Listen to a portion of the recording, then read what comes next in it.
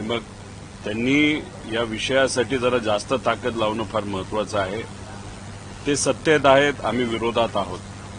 आम्ही आमच्या परीने त्या ठिकाणी लढतोय. अख्खा महाराष्ट्र मीडियापासून ते सामान्य कार्यकर्त्यांपर्यंत ज्यांचं राजकारणाशी काही घेणं देणं नाही असे सुद्धा अनेक नागरिक हे दादांच्या बाजूने आवाज उठवत आहेत की दादांना न्याय मिळाला पाहिजे. मग याच्यात त्या पार्टीचे जे प्रमुख आहेत आणि ते परिवारातले एक आहेत, त्यांनी अजून जास्त ताकद लावली तर मला असं वाटतं की नक्कीच आपल्याला अजितदादांना न्याय देता येईल. पण साधा FIR जर महाराष्ट्रात होत नसेल, घाटकोपरला जो काही 2019ला ऍक्सिडेंट झाला त्या ऍक्सिडेंटमध्ये म्हणजे विमानाचाच ऍक्सिडेंट झाला होता, तिथं किरीट सोमय्या गेल्यानंतर FIR घेतला गेला. त्या FIR मध्ये आणि या FIR मध्ये काहीच फरक नाही. पण अजितदादांचा FIR या महाराष्ट्रामध्ये इथं असणाऱ्या पोलीस प्रशासन जर तिथं घेत नसेल तर मग ह्याला काय आपण म्हणणार. मग जे सत्तेत आहेत त्यांच्यात ताकद असेल तर थोडी ताकद लावून FIR तर होऊ द्या आणि दिल्लीत जाऊन काही लोकांशी मोठ्या नेत्यांशी जाऊन जर पाठपुरावा केला तर नक्कीच त्याचा फायदा होईल. पण बघा, काल VSR कंपनीचा मालक म्हणजे VK सिंग हा CIDला भेटण्यासाठी आला होता. पोलिसांना भेटण्यासाठी आलेल्या माणसाबरोबर तुम्ही आसपास जर बघितलं तर बंदूकधारी सिक्युरिटी सुद्धा होती. 11-11:30 वाजता VK सिंग CID कार्यालयामध्ये आले असं आम्हाला कळलं. फार नाश्त्यापासून जेवणापर्यंत आणि कदाचित आम्हाला असंही कळलं की संध्याकाळी अर्धा एक तास त्यांना टीव्हीवर क्रिकेटची मॅच सुद्धा तिथं दाखवली. त्याच्याचबरोबर येतानाचं फुटेज आपल्याकडे आहे, पण जाताना ते कुठल्या गाडीत गेले हे लोकांना कळलं नाही. मीडियाशी आणि तिथं असणाऱ्या कार्यकर्त्यांशी बोलल्यानंतर एवढंच कळलं की काळा बाजार करणारा हा जो VK सिंग आहे त्याला पोलिसांच्याच काळ्या गाडीमध्ये, काळ्या काचेच्या गाडीमध्ये बाहेर काढण्यात आलं. म्हणजे एवढी VIP ट्रीटमेंट तुम्ही एका क्रिमिनल इन्व्हेस्टिगेशनमध्ये असणाऱ्या प्रमुख जो कुणी क्रिमिनल या अंगाने आपण त्या व्यक्तीकडे बघत आहात त्याला जर तुम्ही VIP ट्रीटमेंट देत असाल तर हे म्हणजे फारच दुःख करणारं आहे. आज संध्याकाळी 4 वाजता मी CIDला जाणार आहे. माझ्याकडे जी काही कागदपत्र नवीन आलेले आहेत मी त्यांना ती देईलच.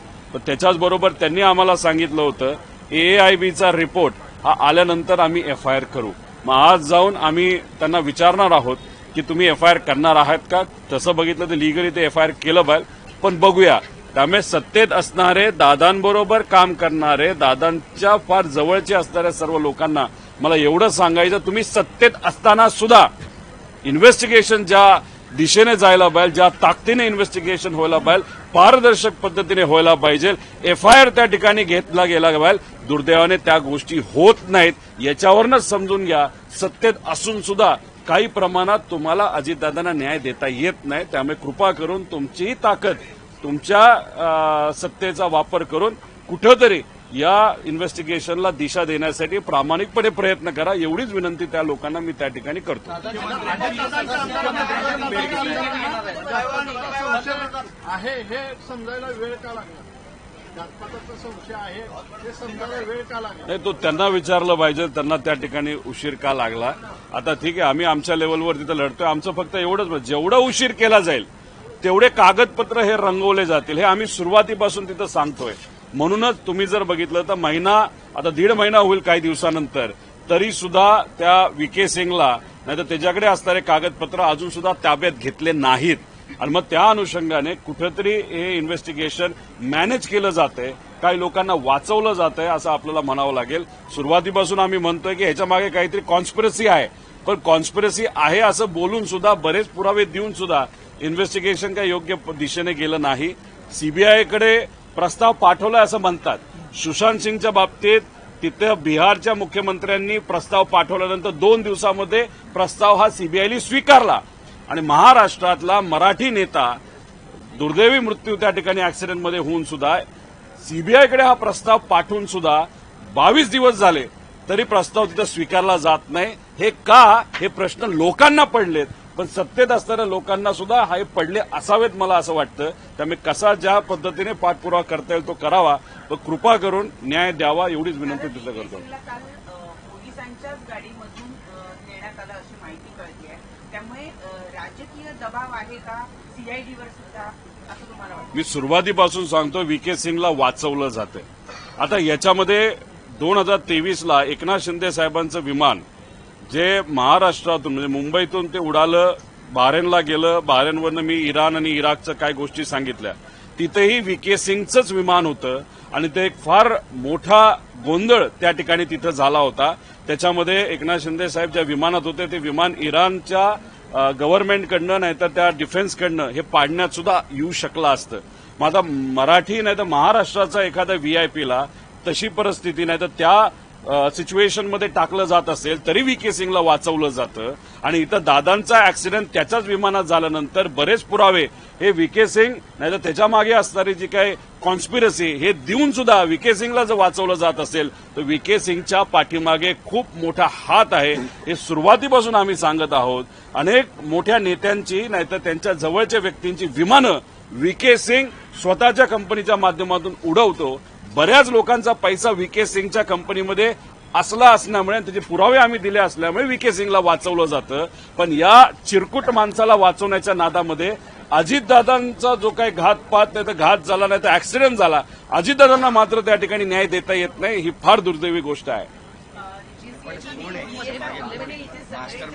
विमानं जी आहेत ती ग्राउंड केली गेली पाहिजे अशी सुद्धा मागणी अजित पवार कुटुंबियांच्या वतीनं करण्यात आल्याचं कळतं.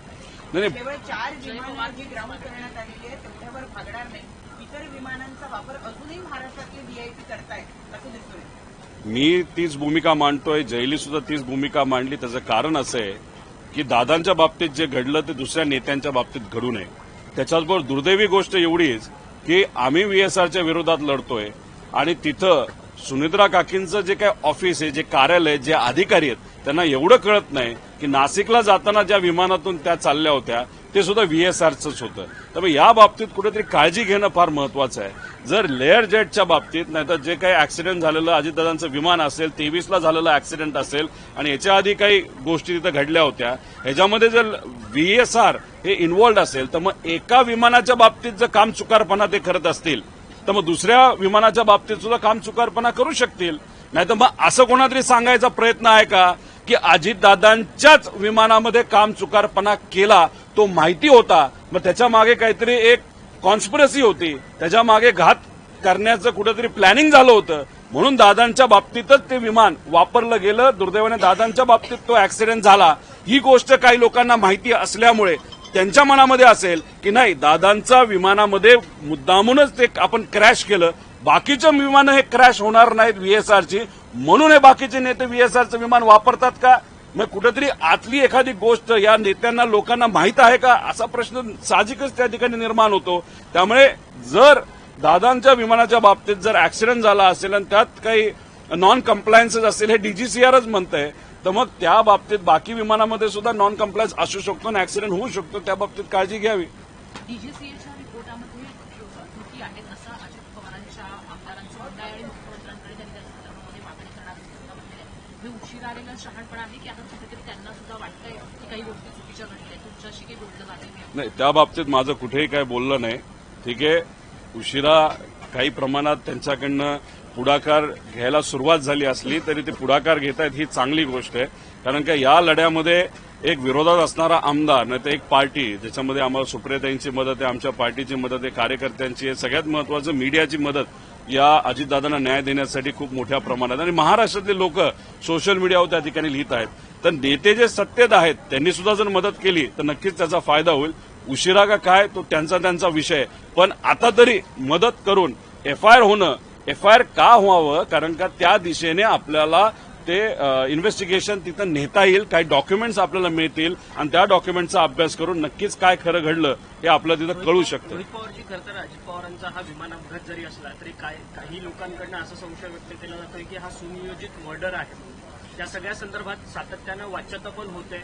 स्वतः पवार कुटुंबीय अर्थातच सुनेत्रा पवार, पार्थ पवार यांच्याकडनं देखील या विमान अपघाताच्या संदर्भात शंका उपस्थित केलेली आहे. मी हेच म्हणतोय, आता बघा की अजितदादा कुठल्या कंपनीच्या विमानात गेले? व्हीएसआर.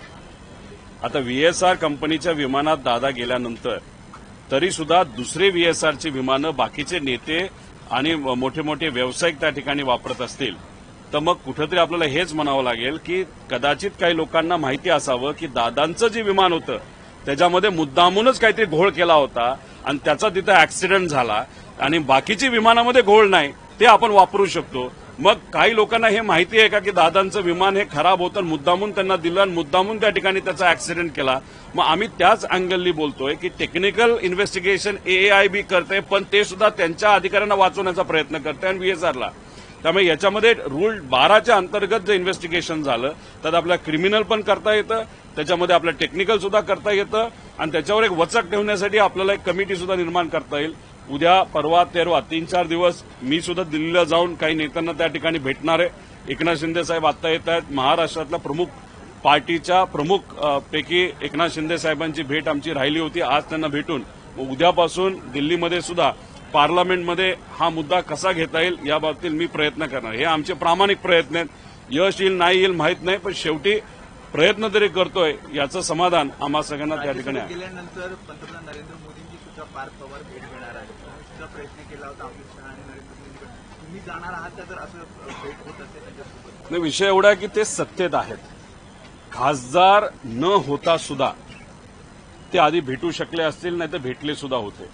त्यावेळेस कुठेतरी ताकदीने पाठपुरावा करणं हे महत्वाचं होतं. कदाचित त्या बैठकीमध्ये चर्चा सुद्धा झाली असावी असं आपल्याला म्हणावं लागेल. त्यामुळे खासदार होण्यासाठीच थांबणं हे योग्य नाही. पहिलं मिशन हे असावं की दादांना आपल्याला न्याय मिळावा आणि त्यानंतर पूर्ण राजकारण. त्यामुळे या अधिवेशनामध्ये सुद्धा अनेक मुद्दे हे खरं तर मला सुद्धा मांडायचे आहेत. पण विषय एवढाच आहे की जर आता अजितदादांना आणि त्या ऍक्सिडेंटमध्ये खरं काय घडलं हे बाहेर येण्यासाठी मी तिथं प्रयत्न करतो. त्यामुळे याच मुद्द्यावर गेले काही महिने आणि पुढचे काही महिने त्याच्यावर त्या ठिकाणी लढून काय खरं घडलं हे लोकांसमोर कसं येईल यासाठी आम्ही प्रयत्न करतो.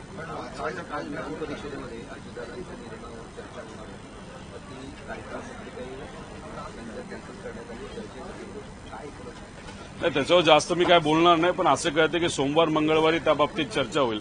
पण तरी सुद्धा जर पुढच्या आठवड्यात ती चर्चा झाली नाही पण मग ते दुर्दैवी गोष्ट आहे असं आपल्याला म्हणावं लागेल. दादा, पण यामागे मास्टर माइंड कोण आहे? वारंवार संशय व्यक्त केला जातोय, पण कोण आहे नेमकं याच्या मागे? कुठंतरी आम्ही जी काय माहिती गोळा केलेली आहे, जी काय माहिती आमच्याकडे आलेली आहे त्याच्यामध्ये आपण जर बघितलं तर एवढी मोठी ताकद VSRला आणि DGCAच्या काही अधिकाऱ्यांना आणि काही इतर लोकांना वाचवण्याचा प्रयत्न त्या ठिकाणी केला जातोय. त्याचा अर्थ आपण ज्या दिशेने चाललेलो आहे ती योग्य दिशा आहे.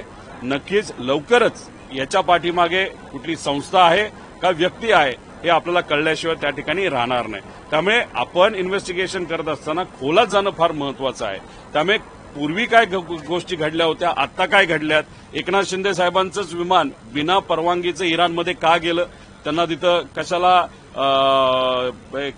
त्या डिफेन्सली काय इन्स्ट्रक्शन दिल्या होत्या याचंही इन्व्हेस्टिगेशन होणं महत्वाचं आहे. कारण एकनाथ शिंदे साहेब त्यावेळेस मुख्यमंत्री महाराष्ट्राचे होते, मराठी माणूस, आणि दादांच्या बाबतीत सुद्धा त्याच कंपनीच्या माध्यमातून ही घटना घडते. त्यामुळे या दोन्ही घटनेला कुठं काही लिंकिंग आहे का? त्यामुळे क्रिमिनल इन्व्हेस्टिगेशन करत असताना वेगळे अँगल त्याच्यामध्ये घेणं महत्वाचं आहे. पण दुर्दैव असं क्रिमिनल इन्व्हेस्टिगेशन अजूनपर्यंत सुरू झाली नाही. पण तुम्ही आणि आपण सर्वजण जो लढा लढतोय त्याचे जे प्रेशर येतंय म्हणून VK सिंगला कुठेतरी बोलावलं जातं. पण दुर्दैव असं VK सिंगला बोलून VIP ट्रीटमेंट दिली जाते.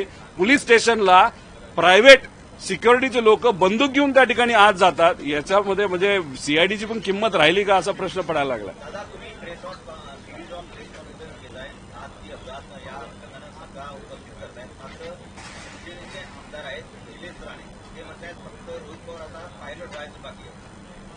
नाही, आता पायलट व्हायचं बाकी ठीक आहे, मला पायलट बनायचंच होतं. उद्या जाऊन कधीतरी पायलट बनेल, त्यामुळे नका काळजी करू म्हणावं. आणि त्यांनाही सांगतो की VSR मधून ट्रॅव्हल करू नका. मी जेव्हा पायलट होईल, मी जेव्हा विमान उडवेल तेव्हा विश्वासाने माझ्या विमानात बसा. आम्ही काही घातपात करणारी माणसं त्या ठिकाणी नाहीत. पण त्यांना एक सांगायचं आहे की घातपात करणाऱ्या लोकांपासून त्यांनी तरी त्या ठिकाणी सांभाळून राहावं एवढं त्या ठिकाणी सांगतो.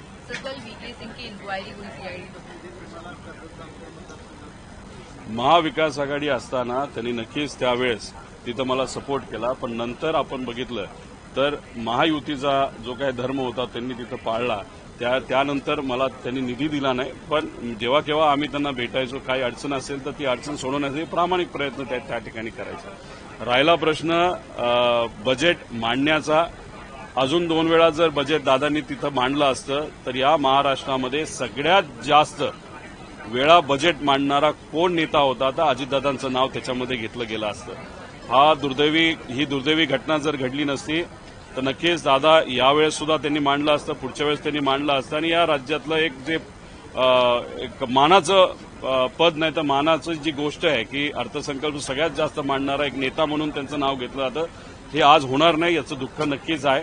आणि दादा मांडत असताना फायनान्शियली सुद्धा ते फार स्ट्रिक्ट असायचे की राज्याला कुठे अडचण आली नाही पाहिजे, उगाच एखादी योजना आणायची म्हणून आणणं हे योग्य नाही, त्याच्या मागे जर प्रोव्हिजन असेल तरच ती योजना आणणं तिथं महत्वाचं आहे. त्यामुळे कुठेतरी एक शिस्त असायची. आता या बजेटमध्ये आज जे बजेट मांडलं जाणार आहे त्याच्यामध्ये शिस्त आहे का हे आपण बघूया. पण आम्हाला ज्या काही गोष्टी कळलेल्या आहेत त्याच्यामध्ये ठोक तरतूद वर जास्त लक्ष दिलं जाणार आहे. ठोक तरतूद कधी दिली जाते तर आज त्याच्याबद्दल म्हणजे एखादा प्रोजेक्ट हा डिक्लेअर केला जात नाही, ठोकच्या अंतर्गत त्या विभागाला पैसे दिले जातात आणि मग पुढचे 6 महिने 7 महिने त्या ठोक तरतुदीचा वापर तिथं केला जातो. ठोक तरतुदीचा वापर कधी केला जातो, काही आमदारांना आपलंसं करायचं असेल तर, नाहीतर काही लोकांना सांगून नाही तुला निधी देतो तू आमच्याबरोबर बस बोल हे. त्यामुळे आमची एवढीच विनंती आहे की हे जे काही बजेट आहे ते या महाराष्ट्राच्या हितासाठी असावं. हे बजेट असं नसू की ठोक तरतुदी केल्यात आणि मग या पार्टीच्या आमदारांना जवळ करण्यासाठी एवढे पैसे, मग या पार्टीच्या आमदारांना जवळ करण्यासाठी तेवढे पैसे. त्यामुळे महाराष्ट्राच्या हितासाठी हे बजेट असेल असं बघूया. पण बजेट एकदा प्रेझेंट होऊ द्या आज, मग त्यानंतर नक्कीच या विषयामध्ये आम्ही डिटेलमध्ये जाऊन बोलू.